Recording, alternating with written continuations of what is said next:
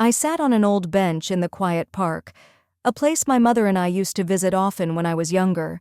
The evening air was crisp, the trees gently swaying in the breeze, and I could feel the sky darkening, pulling me into a strange, reflective mood. The world around me seemed to fade into silence, only the rustling of leaves breaking the stillness. It was as if time had paused, and nothing could disrupt the peace of that moment. But then I noticed him. My cousin Daniel, someone I hadn't seen in years, was standing on the path ahead of me. He was gazing into the distance, his face unreadable. There was something about him that felt unfamiliar, like I was seeing him for the first time. He was different, not the carefree boy I remembered from our childhood. He was older now, more composed, almost too calm. When he noticed me, his eyes softened, and for a moment, neither of us moved. He slowly approached and, without hesitation, spoke. "I've been meaning to talk to you," he said, his voice carrying the weight of something unsaid. It wasn't an awkward sentence, but something in the air made it feel like we were on the edge of a conversation that could change everything. Daniel stood there for a moment, his eyes not meeting mine but lost somewhere in the distance, as if searching for something beyond the park, beyond me. When he finally looked at me, I couldn't shake the feeling that he was a stranger. His features hadn't changed much, yet the look in his eyes, the way he carried himself, it was as if time had shaped him into someone I didn't recognize. I felt a strange awkwardness settle between us, something I hadn't anticipated. The connection we once had, the easy camaraderie from childhood, was gone. It had been replaced with a distance I couldn't explain. He wasn't the same person who used to run around with me in the backyard, laughing and arguing over who would win the next game of football. That person felt like someone from another lifetime. Daniel shifted on his feet, breaking the silence. "It's been a long time, hasn't it?" he said, his voice low, almost like a quiet observation rather than a question. I nodded, unsure of how to respond. It had been years, yes, but somehow I couldn't remember exactly when he had changed, when he had grown into this new version of himself. "You look different," I blurted out, not meaning for it to sound as blunt as it did. He raised an eyebrow, a faint smile tugging at the corner of his mouth. "Yeah, I guess we both do," he said, and I wondered if he could feel the same disconnection I did. The wind stirred again, rustling the trees, and for a moment we just stood there, the space between us wide and charged with an uncomfortable tension. I wanted to ask him what had brought him here, why he suddenly appeared in the park, but the question stuck in my throat, just as everything else seemed to. "I didn't expect to see you today?" I finally said, the words tumbling out awkwardly. "Neither did I," he replied, his voice steady, but his gaze seemed to flicker with something I couldn't quite place. "But sometimes, you just need to show up." His words, simple as they were, lingered in the air, carrying an unfamiliar weight. I nodded again, unsure of how to proceed. We stood there for a moment longer, each lost in our own thoughts, yet unable to break the silence that had settled between us. And I realized there was something in the way he spoke, something in the way he looked at me, that made me feel like we had both come here to confront something we hadn't been able to face before. We both settled on the bench, the rustling leaves around us growing louder as the evening deepened. The park, once a place of laughter and shared secrets, now felt foreign, like a stage where neither of us knew our roles. Daniel sat beside me, but there was an invisible wall between us, one I couldn't place, and yet I felt it in every breath I took. The silence stretched on longer than I was comfortable with, neither of us knowing how to bridge the gap that had suddenly appeared. My thoughts raced, desperate for something to say, something that would break the tension. But nothing came to mind. Instead, I found myself acutely aware of the small sounds around us, the distant chirping of crickets, the faint hum of traffic from the far-off streets, and the soft whisper of Daniel shifting on the bench next to me. Finally, it was Daniel who broke the silence.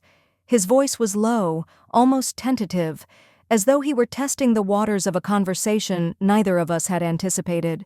"Have you ever wondered how different things might have been if things had gone another way?" he asked, his words hanging in the air like a fragile thread.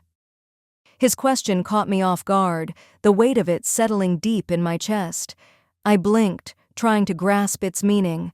I had expected small talk, a quick exchange of pleasantries, anything but this. It felt like he had just opened a door I wasn't prepared to walk through, a door to a past neither of us had really explored in years. I didn't know how to answer at first. The simplicity of the question made it harder to respond, as if the very act of answering might force me to confront something I wasn't ready for. The silence between us stretched again, this time filled with the weight of the question. "I'm not sure what you mean," I said, my voice betraying me with a slight tremor. I was stalling, unsure of whether to dig deeper into the conversation or to dismiss it entirely. Daniel turned his head to look at me, his expression unreadable. There was something in his eyes, something I couldn't name, but it was clear that this wasn't just an idle question.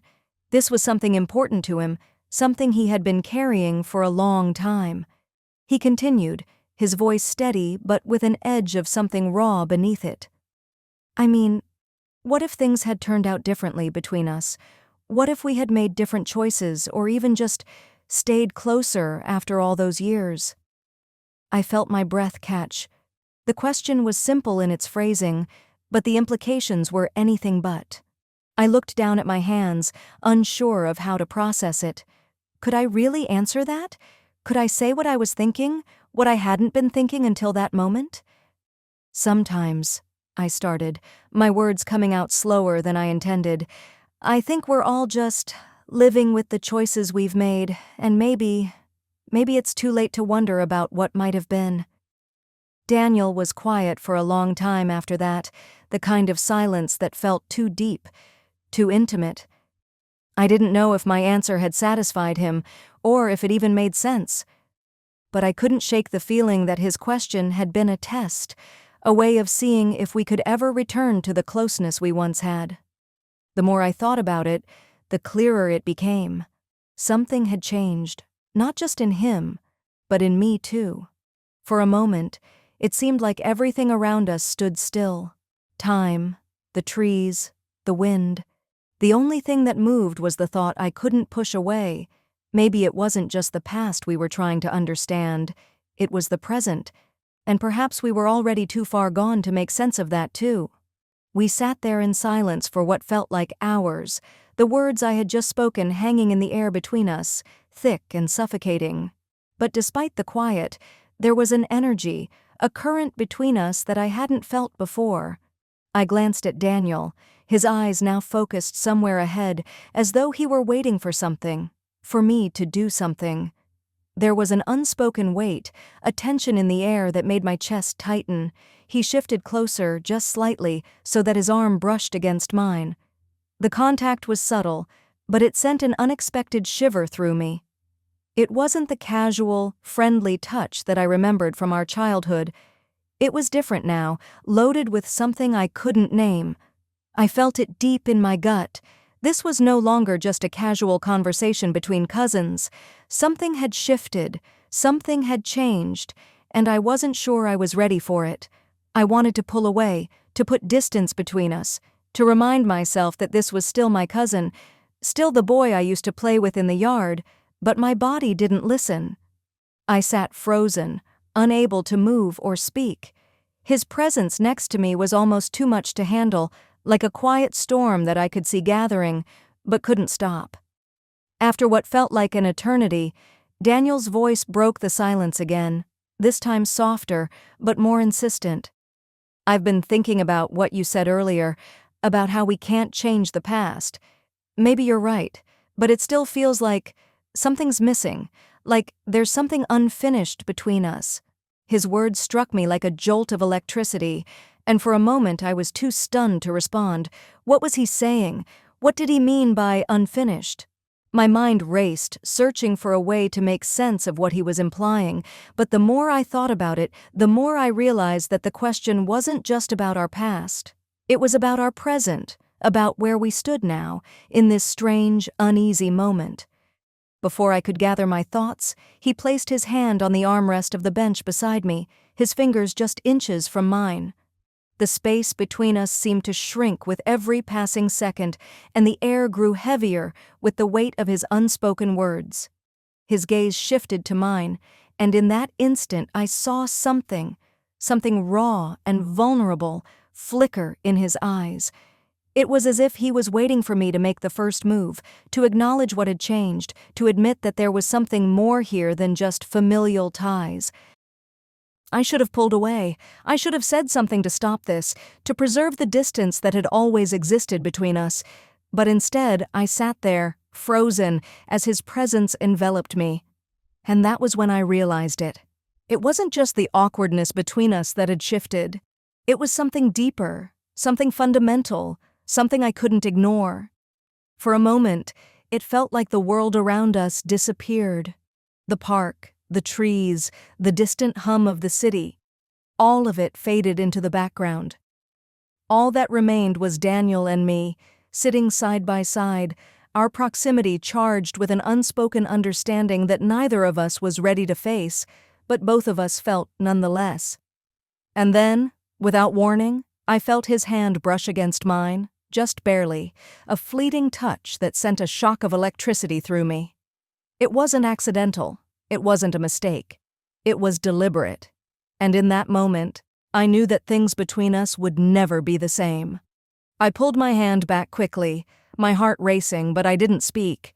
Neither of us did. We just sat there, side by side, the weight of everything that had been left unsaid hanging between us. I wanted to run, to escape, but a part of me, something deep inside, knew that I couldn't. Not anymore. Something had shifted, and now there was no going back. The following day, I found myself walking through the old, overgrown garden, a place that had once been a haven for us as children. It was our secret spot, a hidden corner of the city where we would disappear for hours, running between the broken stone walls, picking wildflowers, and pretending the world outside didn't exist. It had always felt like our little sanctuary, but now it felt different. The place had changed, just like everything else. The garden was overgrown with tangled vines and thickets of wild plants, the flowers long gone, replaced by weeds that crept up in every direction. The air was heavy with the smell of earth and decay.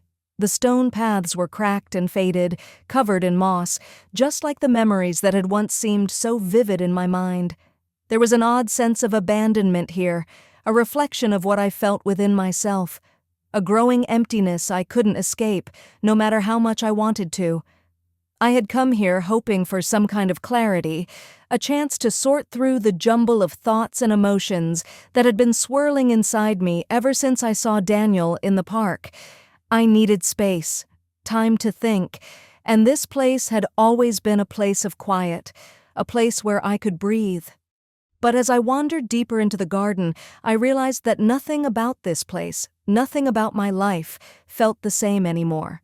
The rustling of leaves and the soft crunch of gravel underfoot were the only sounds that accompanied me, but my mind was loud, too loud.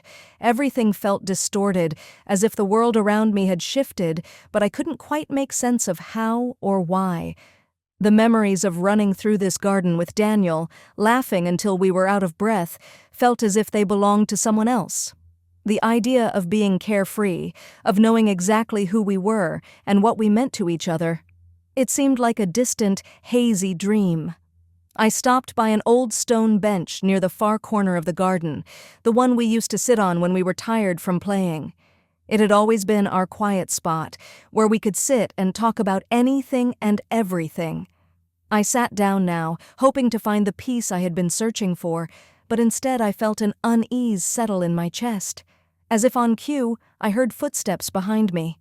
I turned to see Daniel standing at the edge of the garden, looking at me with that same unreadable expression he had worn the day before.